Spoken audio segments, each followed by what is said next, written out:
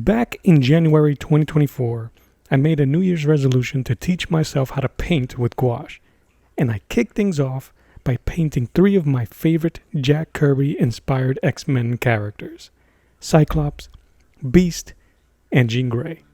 Well, let's fast forward 16 months, and I thought, what better way to gauge my progress than by recreating those very paintings and sharing everything that I've learned so far with you.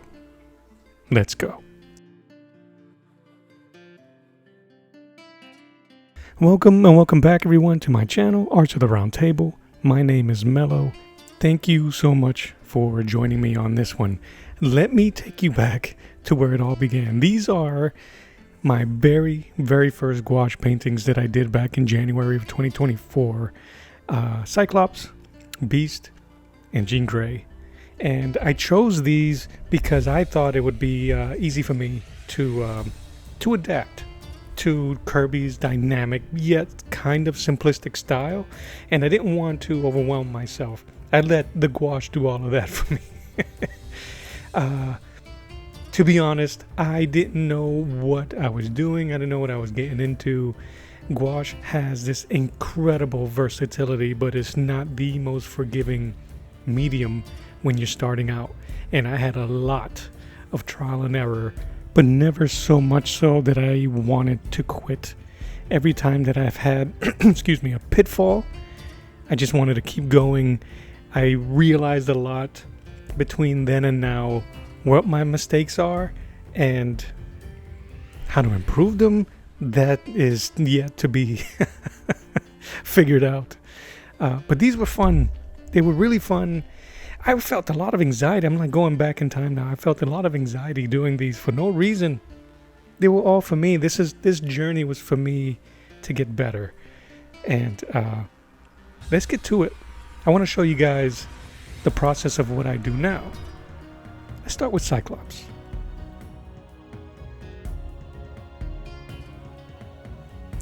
So, first, as cool as Kirby's art style was, I wasn't born or was around to appreciate his artwork until I got older. I'm a kid from the 80s and 90s. I grew up watching Saturday morning cartoons and reading Jim Lee's version of the Xmen, but I've always loved that sleek suit during that era. So that's the Cyclops that I went for, and I'm trying to keep the feel of the original piece. It's just a portrait, but I felt that the composition lacked a little bit of dynamisms. But then again, that was because I was copying his work, and this one I wanted to go a little bit more extreme based on how I draw now. So, quick little sketch, right into my pentels, and I am using a ton of ink in this one. I'm still trying to find what style I want to gravitate to or create. One of the goals that I had was that I wanted to paint the way that I drew. If that makes sense to you, leave me a thumbs up on that. But what I mean is that I didn't want to change the way my artwork looked just because I didn't know how to paint. So that is kind of like the learning curve that I'm in right now. I don't want to simplify or neuter my artwork in its detail and intensity because I don't know how to paint it. So I am forcing myself and I'm pushing myself to do that. One of the things that I remember from doing that original Cyclops painting there was that I didn't know how I was going to use the gouache medium. I actually used it very thick, very almost like acrylics. I didn't do a lot of layering watercolor style. That's what I was doing for about 2 years before I decided to go into gouache. I used it very thick and very heavy, and I didn't know how to blend or mix. Everything was just laying on top of each other. So it made it very difficult. Since then, I've learned to blend my pigments a little bit better. So the challenge then became for myself was how well would I be able to paint over such stark, prominent black ink. I made a point early on to try to draw the most detailed Cyclops I could. I was extremely proud of this drawing and how it came out, so much so that it took me 3 weeks to actually paint it.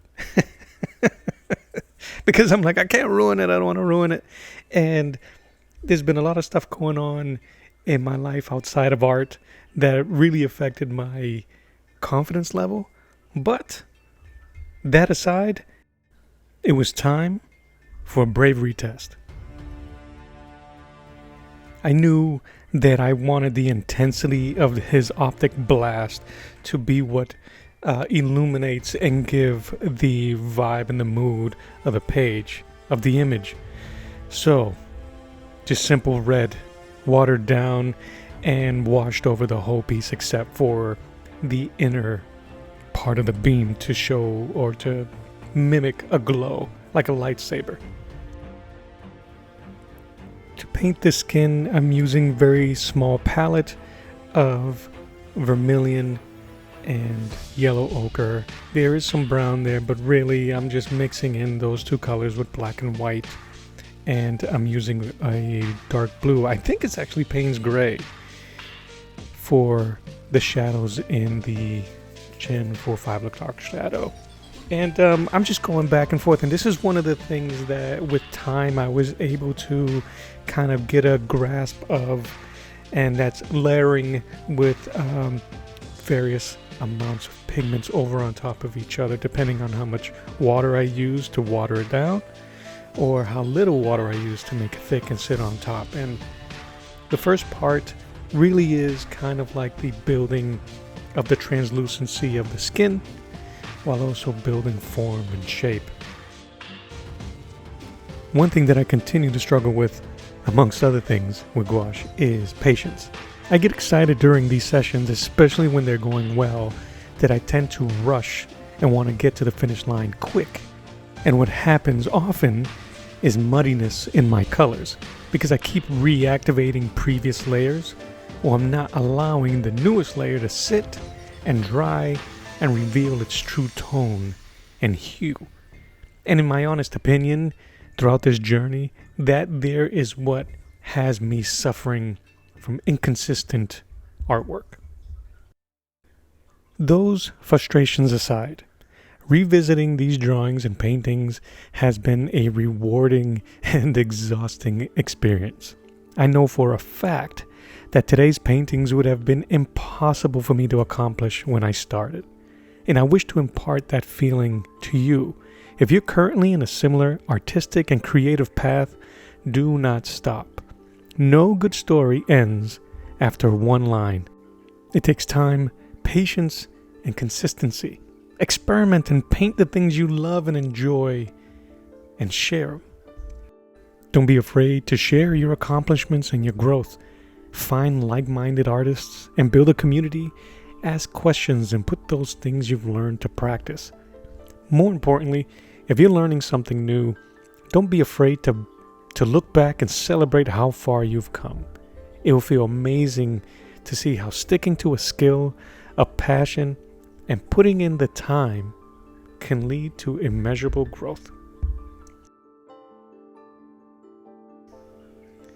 Now, the finishing touches, and I present to you the leader of the Xmen, Cyclops. Tell me what you think so far, and make sure you come back next week for when I revisit my painting of Hank McCoy, the Beast. And then the week after that, for when I redo Jean Grey, Marvel Girl. And then we'll put them all together side by side and give them a proper critique. But until then, thank you so much for being here. Your time is greatly appreciated. This has been a great experience, and I'm looking forward to sharing it all with you. Don't forget to hit that like, that subscribe, leave a comment, leave a concern, a tip. Send me a link of some of your own work. I'd love to see them. My name is Mello, and as always, I'll draw you later. Bye-bye.